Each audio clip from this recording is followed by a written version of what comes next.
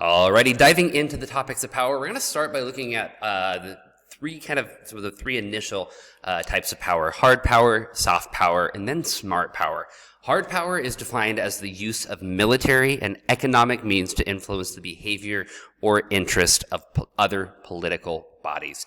Hard power frequently involves the use of force or the threat of the use of force. I'll give them some examples in just a little bit. By contrast, we're going to have the idea of soft power. Now, soft power is a persuasive approach to international relations, typically involving the use of economic or cultural influence.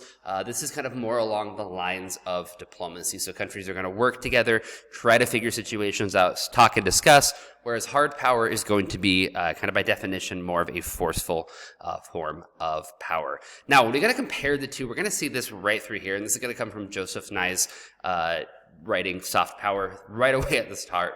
We're going to look at the spectrum of behavior and then also at the most likely resource that's going to be used with those types of power. So if we're looking at here, you can see on scope of hard power, this is the idea of coercion and command. So for example, if you're having hard power, you're going to be coercing individuals to do something because of the threat of force.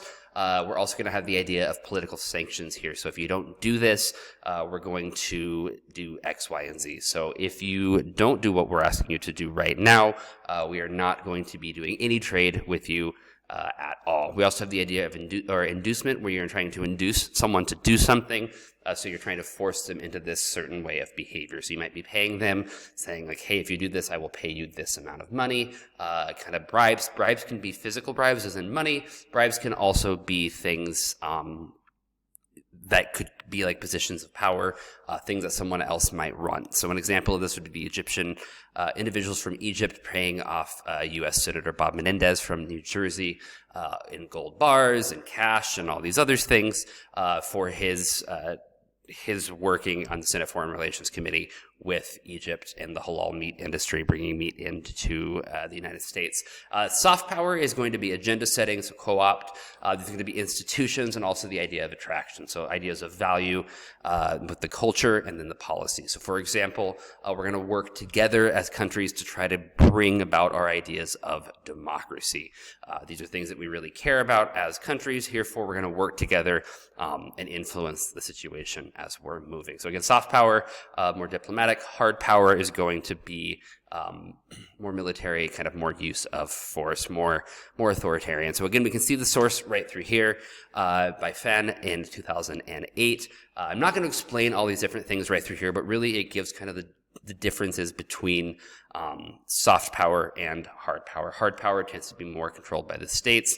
Foreign policy decisions, again, it's really this idea of power backed by some force of military threat or economic power and influence coming through here, versus soft power, which is more of the cultural.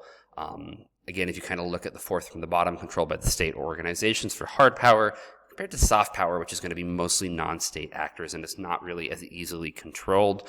So this could be companies, individuals, for example, American influence. If you're working with the United States, you have access to American movies, which might be something that individuals in a country would want, and therefore they're going to be kind of more naturally inclined to support the United States, versus hard power of, hey, do this or we're not going to trade with you and you can't have access to our economy. Taking this a little bit further is the idea of smart power, which is an approach that understands the necessity of a strong military, so understands the importance of hard power, but also works heavily in the idea of alliances, try to expand the influence of an individual actor to establish more legitimacy across. So it's kind of this combination of hard power and smart power. So in some instances, we're going to use hard power. In other instances, we are going to use soft power. We're going to combine these together to the idea of smart power. Now, one example of this smart power approach would be the United States' response to Iran's nuclear program from 2010 through 2015. Then we're going to use hard power as well, so sanctions on oil exports and financial sector. So the United States is not going to be buying any export of oil or petroleum from the Islamic Republic of Iran.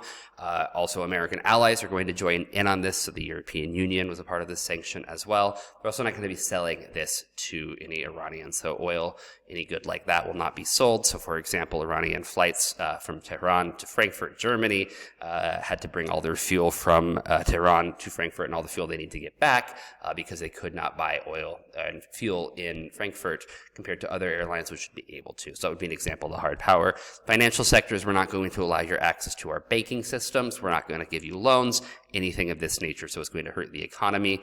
You can see right here the inflation rate in Iran in 2010 when these sanctions are really going to go into effect. Right away we go from about a 10% inflation to a over 25% inflation rate within a year. By 2013 the inflation rate was up to 35%. Now you can see it start to drop back down coming a little bit later, but it's still going to be fairly high after the agreement is reached in 2015. The inflation rate is going to go down between 10 and 5%, which is a much more stable way. When your money is decreasing in value by this amount, that's going to be deeply problematic.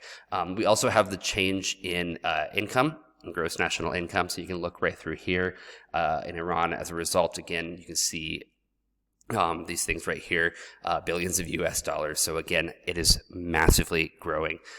Is going to be, or sorry, not growing, it's kind of decreasing. So it's going to be this problem going in right through here as well. So we have these different things. Soft power, again, diplomatic negotiations, so countries working together, American diplomats working with Iranian diplomats to try to figure out some form of solution. Ultimately, is going to lead to the Joint Comprehensive Plan of Action, the JCPOA, which is also known as the Iran nuclear deal, where Iran agrees to limit its nuclear activities in exchange for release from sanctions. So you see this argument, you see the United States providing Iran with a large amount of money. Critics of the Iran nuclear deal argue that this was the United States bribing Iran. Those who were in support of the deal say this wasn't the U.S. bribing Iran. It was money that was already appropriated to Iran. However, it was not given to them because of the sanctions, so they're going to be taken care of. So this was an example of smart power and an effective use of smart power. It is important to note that the Iran nuclear deal was removed under the Trump administration. So this is no longer in place, but it was one example of smart power being used to further the nation's objectives. That is all for now. Comments, questions, please do let me know. Otherwise, I will see you later.